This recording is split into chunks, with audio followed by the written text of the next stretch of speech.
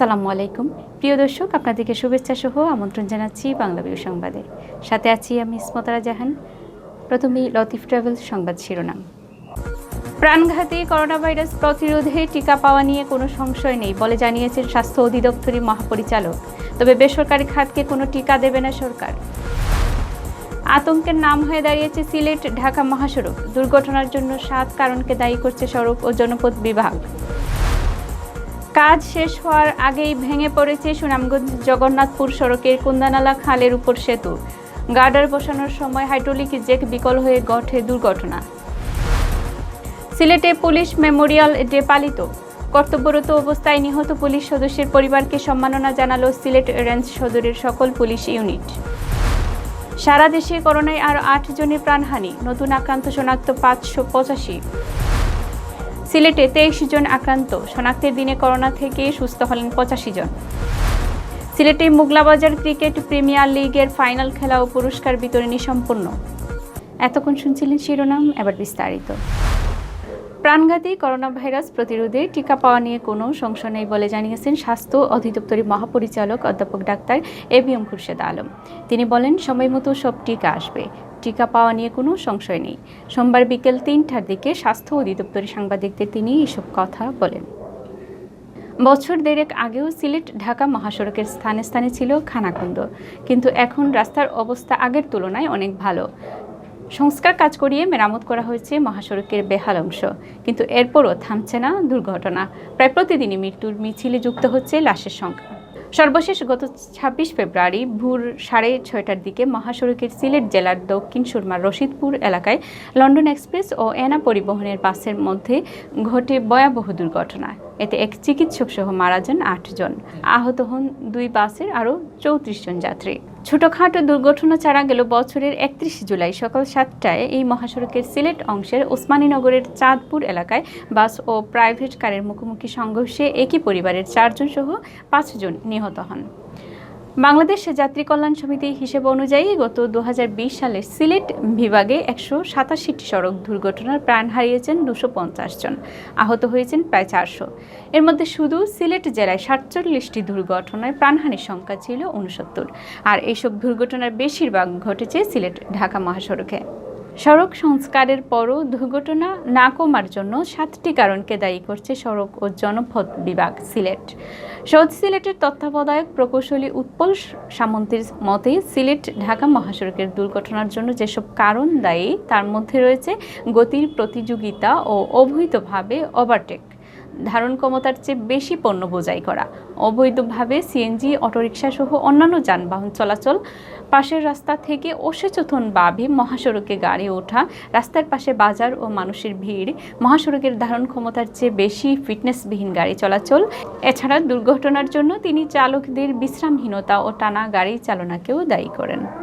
তিনি বলেন, বেশিরভাগ পরিবহনের চালকরা বিশ্রামের সুযোগ পান না। তারা দিনে 12 থেকে 14 ঘন্টা বা তার চেয়ে বেশি সময় গাড়ি চালান। এতে অনেক সময় গাড়ি চালানো অবস্থায় ঝিমুনি চলে আসে, ফলে দুর্ঘটনা ঘটে। উদাহরণ টেনে তিনি বলেন, সিলেট ঢাকা মহাসড়কের সিলেটে অংশে বেশিরভাগ দুর্ঘটনা ঘটে ভোর রাতে। এর কারণ হিসাবে তিনি বলেন, রাতে ঢাকা থেকে ছেড়ে আসা বাসের চালক ও যাত্রীরা মধ্যরাতের পর হাইওয়ে রেস্টুরেন্টগুলোতে খাবার খান। ক্লান্তির কারণে এরপর তাদের মধ্যে ঝিমুনি চলে আসে, ফলে প্রায়ই চালক নিয়ন্ত্রণ হারিয়ে দুর্ঘটনা ঘটান।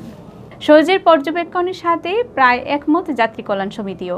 সহজের চিহ্নিত 7টি কারণ ছাড়াও দুর্ঘটনার জন্য তারা দায়ী করেছেন রাস্তাঘাটে ত্রুটি, যাত্রী ও পথচারীদের অসতর্কতা, চালকের অদক্ষতা, চলন্ত অবস্থায় মোবাইল বা হেডফোন ব্যবহার, মাদক সেবন করে যানবাহন চালানো ও ট্রাফিক আইনের দুর্বল প্রয়োগ।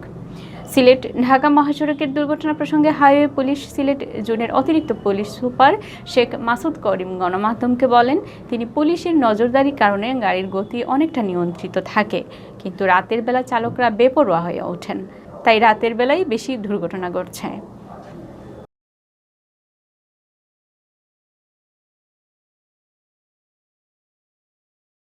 আতঙ্কের নাম হয়ে দাঁড়িয়েছে সিলেট ঢাকা মহাসড়ক। ব্যস্ততম এই মহাসড়কে প্রায় প্রতিদিনই ঘটছে ছোট বড় দুর্ঘটনা, ঘটছে প্রাণহানি। বেশিরভাগ দুর্ঘটনা ঘটছে মহাসড়কের সিলেট বিভাগের অংশে। সড়ক ও জনপথের পর্যবেক্ষণ এই দুর্ঘটনার জন্য 7টি কারণ চিহ্নিত করা হয়েছে। দুর্ঘটনা রোধে এই সমস্যাগুলোর সমাধান প্রয়োজন বলে মনে করেন সংশ্লিষ্টরা। স্থানীয়দের অভিযোগ, নিম্নমানের নির্মাণ সামগ্রী ব্যবহার করায় সেতুর 5টি গার্ডার ভেঙে যায়। প্রায় 2 বছর ধরে সেতুর নির্মাণ কাজ চলছে। সড়ক ও জনপথ বিভাগ জানায় 2019-20 অর্থ বছরে সুনামগঞ্জ জগন্নাথপুর সড়কে 53 কোটি টাকা ব্যয়ে 3টি সেতু নির্মাণের কাজ শুরু হয়। বাস্তবায়নের কাজ পায় ঠিকাদারি প্রতিষ্ঠান AM বিল্ডার্স। এর মধ্যে এই কোন্দানালা সেতু নির্মাণের ব্যয় ধরা হয় প্রায় 15 কোটি টাকা। সোমবার ভোরে অন্য স্থানে তৈরি করে আনা গার্ডার সেতুর পাটাতনের উপর বসানোর কাজ শুরু করে কর্তৃপক্ষ। এমন সময় 4টি হাইড্রোলিক জেকের একটি বিকল হয়ে সেতুটি ভেঙে পড়ে। কাজ শেষ হওয়ার আগেই ভেঙে পড়েছে সুনামগঞ্জ জগন্নাথপুর সড়কের কোন্দানালা খালের উপর নবনির্মিত সেতু। প্রায় 15 কোটি টাকার সেতু ভেঙে পড়া নিয়ে সিলেট বিভাগ জুড়ে বইছে সমালোচনার ঝড়। সোমবার ভোর রাতে গার্ডার বসানোর সময় হাইড্রোলিক জেক বিকল হয়ে বিকট শব্দে সেতুটি ভেঙে পড়ে বলে জানিয়েছে কর্তৃপক্ষ। তবে বিকল সড়ক থাকায় সেতু ভেঙে পড়লেও সড়কে যান চলাচল বন্ধ হয়নি।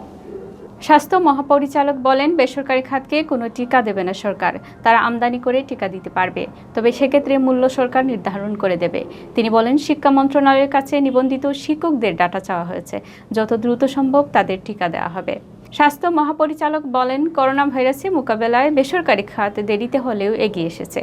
তারা সহযোগিতা না করলে আমাদের পক্ষে এ ভাইরাস মোকাবেলা করা খুবই কঠিন হতো। সেজন্য তাদের প্রতি অনেক ধন্যবাদ এবং কৃতজ্ঞতা। তিনি বলেন, বেসরকারি খাতকে টিকা দেওয়ার ব্যাপারে প্রাথমিক যেসব কথাবার্তা হয়েছিল সেটার আবার কিছুটা পরিবর্তন হয়েছে। তাদের এখন টিকা আমদানি করার ব্যাপারে উৎসাহিত করা হয়েছে। সেক্ষেত্রে সরকারের পক্ষ থেকে সব কিছু ঠিক করে দেওয়া হবে, যে তারা কত দামে আনবেন, কত দামে বিক্রি করবেন, কিভাবে কি করবেন সব বলে দেওয়া হবে।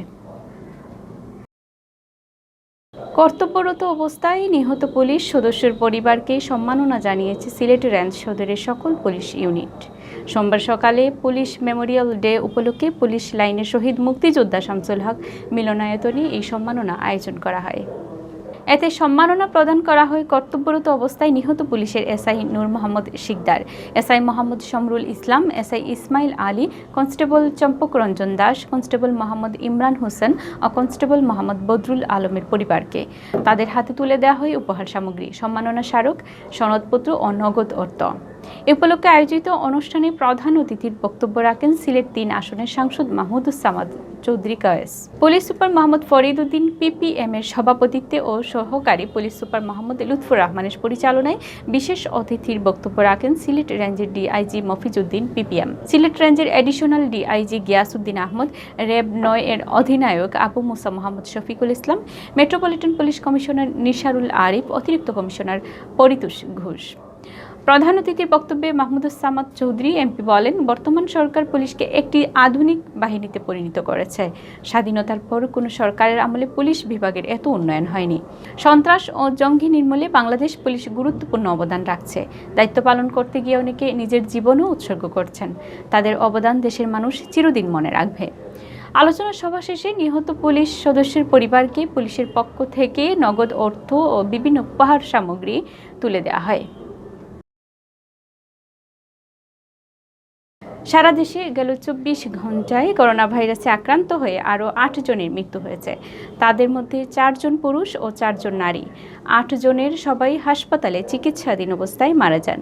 এ নিয়ে দেশে এই মহামারীতে মৃতের সংখ্যা বেড়ে দাঁড়ালো 8,416 জনে। সোমবার স্বাস্থ্য অধিদপ্তরের অতিরিক্ত মহাপরিচালক অধ্যাপক ডাক্তার নাসিমা সুলতানা স্বাক্ষরিত এক সংবাদ বিজ্ঞপ্তিতে এই তথ্য জানানো হয়। গেল 24 ঘন্টায় দেশে 216টি ল্যাবে 13,748টি নমুনা সংগ্রহ করা হয়। এর মধ্যে পরীক্ষা করা হয় 13,570টি নমুনা। এ নিয়ে মোট নমুনা পরীক্ষার সংখ্যা দাঁড়ালো 40,57,597টি। নতুন নমুনা পরীক্ষায় করোনা শনাক্ত হয়েছে 585 জনের। এ নিয়ে দেশে মোট শনাক্ত রোগীর সংখ্যা দাঁড়ালো 5,46,801 জনে। এদিকে রাজধানী সহ দেশের বিভিন্ন হাসপাতাল ও বাড়িতে উপসর্গবিহীন রোগী সহ গেল 24 ঘন্টায় সুস্থ হয়েছেন 573 জন। আর এ পর্যন্ত মোট সুস্থ হয়েছেন 4,97,797 জন। গেল 24 ঘন্টায় নমুনা পরীক্ষায় শনাক্তের হার 4.31%। আর এ পর্যন্ত নমুনা পরীক্ষা বিবেচনায় শনাক্তের হার 13.48 শনাক্ত বিবেচনায় সুস্থতার হার 91.04%। আর মৃত্যুর হার 1.54%। গত বছরের 8 মার্চ দেশে প্রথম করোনা ভাইরাসে আক্রান্ত রোগী শনাক্ত, 18 মার্চ প্রথম করোনা রোগীর মৃত্যু হয়। 1 মার্চ পর্যন্ত মোট মৃত 8,416 জন। এদের মধ্যে পুরুষ 6,363 জন ও নারী 2,053 জন।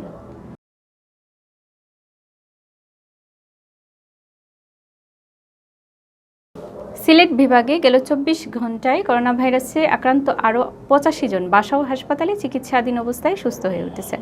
এ নিয়ে বিভাগে মোট সুস্থ রোগীর সংখ্যা দাঁড়িয়েছে 15,640 জনে। এছাড়া একই সময়ে সিলেটে করোনায় আক্রান্ত রোগী শনাক্ত হয়েছেন 23 জন। তবে এই দিন সিলেট বিভাগে করোনায় আক্রান্ত হয়ে কোনো রোগীর মৃত্যু হয়নি। সোমবার সকালে স্বাস্থ্য অধিদপ্তরের সিলেট বিভাগীয় পরিচালক ডাক্তার সুলতানা রাজে স্বাক্ষরিত এক প্রতিবেদনে এই তথ্য জানানো হয়।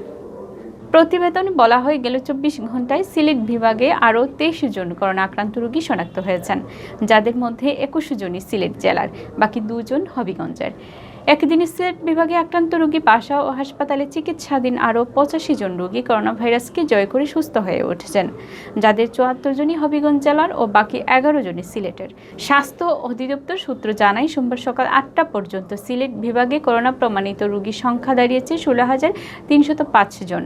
এর মধ্যে সিলেট জেলায় অর্ধেকেরও বেশি 9,808 জন। এছাড়া সুনামগঞ্জে 2,053 জন, হবিগঞ্জে 2,001 জন ও মৌলভীবাজারে 1,943 জনের করোনা শনাক্ত হয়েছে। সিলেট বিভাগে 22 জন করোনা আক্রান্ত রোগী হাসপাতালে চিকিৎসা নিচ্ছেন, যাদের সকলেই সিলেট জেলার বিভিন্ন হাসপাতালে চিকিৎসা নিচ্ছেন। এছাড়া এখন পর্যন্ত সুস্থ হয়েছেন বিভাগের 15,640 জন করোনা আক্রান্ত রোগী ও মৃত্যুবরণ করেছেন 278 জন। সিলেটের মোগলাবাজার ক্রিকেট প্রিমিয়ার লিগের দ্বিতীয় আসরের ফাইনাল খেলা ও পুরস্কার বিতরণী অনুষ্ঠিত হয়েছে। রোববার বিকেলে মোগলাবাজারস্থ রেবতী রমন উচ্চ বিদ্যালয়ের মাঠে এই ফাইনাল খেলা ও পুরস্কার বিতরণ অনুষ্ঠিত হয়। খেলায় ড্রিম চ্যালেঞ্জারকে পরাজিত করে চ্যাম্পিয়ন হয় সাইদুর ইউকে কিংস। পুরস্কার বিতরণী অনুষ্ঠানে উপস্থিত ছিলেন মোগলাবাজার ইউনিয়ন পরিষদের সাবেক চেয়ারম্যান মাহমুদুল হক সোহেল, দক্ষিণ সুরমা উপজেলা পরিষদের সাবেক ভাইস চেয়ারম্যান ইমাদউদ্দিন নাসিরি, সমাজসেবক মইনুল ইসলাম মঞ্জু। ফাইনাল খেলায় ম্যান অব দ্য ম্যাচ নির্বাচিত হন সজল আহমদ। এতক্ষণ শুনছিলেন বাংলাভিউ রাতের সংবাদ। এরপর প্রচারিত হবে সিলেটের আঞ্চলিক ভাষার সংবাদ। দেখার আমন্ত্রণ রইল, সাথে থাকার জন্য ধন্যবাদ।